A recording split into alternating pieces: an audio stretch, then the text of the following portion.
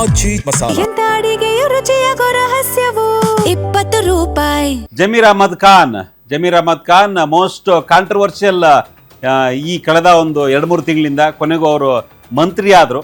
ಜಮೀರ್ ಅಹಮದ್ ಖಾನ್ ಹಿಂದೆ ವಸತಿ ಸಚಿವರಾಗಿದ್ದರು. ವಸತಿ ಸಚಿವ ಸ್ಥಾನವನ್ನು ಸಮರ್ಥವಾಗಿ ನಿಭಾಯಿಸಿದ್ರು. ಕೆಲವೊಂದಿಷ್ಟು ಆಡಿಯೋ ಕ್ಲಿಪ್ಪಿಂಗ್ಸ್ಗಳು, ಕಾಂಟ್ರವರ್ಸಿಗಳು ಎಲ್ಲವೂ ಆಗಿತ್ತು ಅವರ ಕಾಲದಲ್ಲಿ.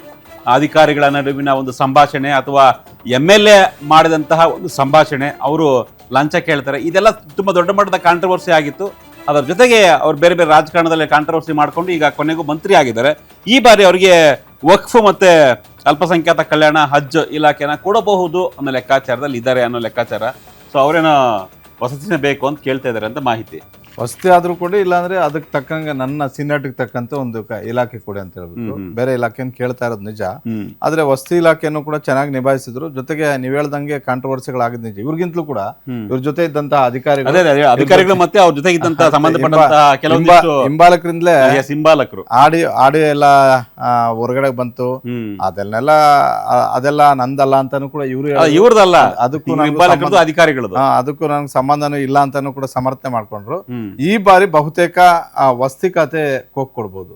ಯಾಕಂತ ಹೇಳಿದ್ರೆ ಹಜ್ಜು ಮತ್ತೆ ವಫ್ ಅಲ್ಪಸಂಖ್ಯಾತರ ಕಲ್ಯಾಣ ಕೊಡ್ತಾರೆ, ಇದ್ರಲ್ಲಿ ಯಾವುದೇ ಡೌಟ್ ಇಲ್ಲ. ಇದೇ ಸಮುದಾಯದಿಂದ ಮತ್ತೊಬ್ಬರು ಆಗಿರುವಂತಹ ರಿಜ್ವಾನ್ಗೆ ಮುಂದೆ ನಾವು ಚರ್ಚೆ ಮಾಡ್ತೀವಿ.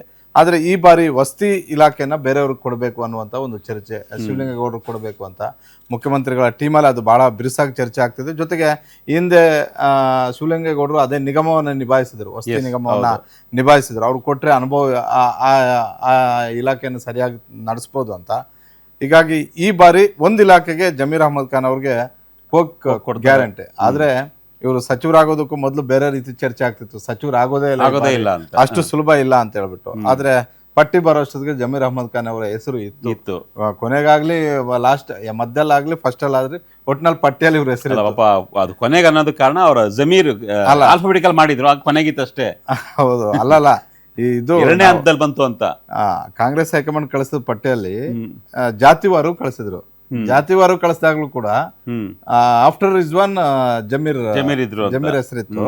ಹಂಗಂತ ಅದೇನು ಕಡಿಮೆ ಅಂತಲ್ಲ, ಇಲ್ಲ ರಿಜ್ವಾನ್ ಜಾಸ್ತಿ ಅಂತಲ್ಲ. ಆದ್ರೆ ಜಮೀರ್ ಬಗ್ಗೆ ಈ ಬಾರಿ ಬ್ಯಾಟಿಂಗ್ ಮಾಡಿದವರು ಬಹಳ ಕಡಿಮೆ ಅಸಮಾಧಾನ ಅಂತ ಇದೆ. ಅಸಮಾಧಾನ ಇದೆ. ಈ ಹಿಂದೆ ಬ್ಯಾಟಿಂಗ್ ಮಾಡಿದ ಸಿದ್ದರಾಮಯ್ಯ ಮೌನಕ್ಕೆ ಜಾರಿದ್ರು.